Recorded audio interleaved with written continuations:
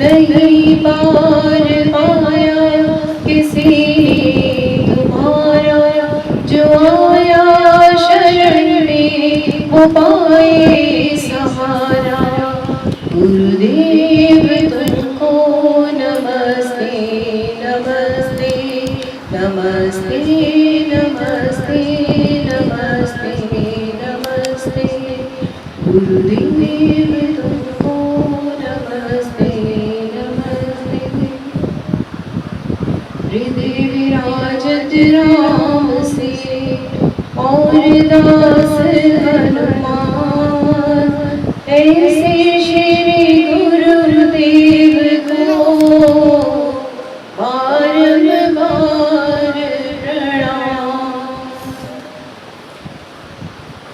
गुरु हमारे जीवन में संदेश वाहक के रूप में ईश्वर के प्रतिनिधि बनकर ईश्वर का संदेश हमें सुनाते हैं, बताते हैं और समझाते आते हैं।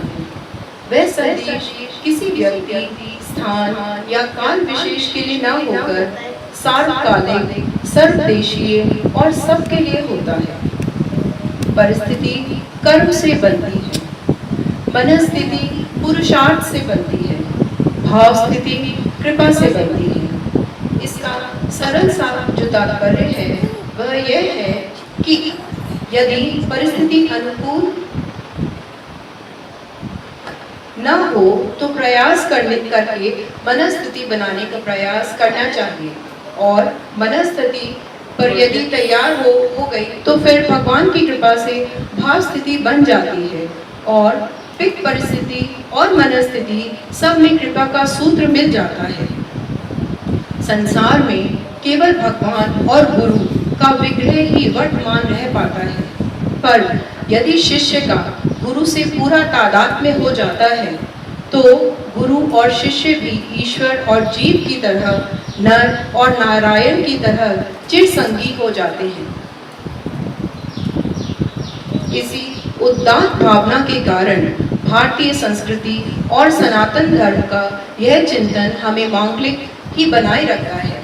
भक्ति, भक्त, भगवंत, गुरु, चतुर नाम बभू एक कहा जाता है। माने ये चार नाम भले ही अलग हों पर शरीर एक ही होता है। भाव की एक रूपता निर्गुण को संगठन बना देती है, दूरी को निकटता में बदल देती है और बिगड़ी को संभाल लेती है।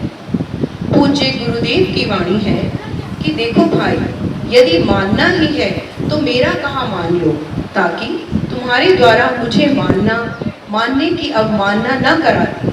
किसी के सो जाने से, दूर देश में चले जाने से जैसे उसका मालिकाना बना रहता है, ऐसे ही भगवान, गुरु और भक्त का मालिकाना कहीं नहीं जाता है। माना तो है, नहीं माना तो होने पर भी नहीं है।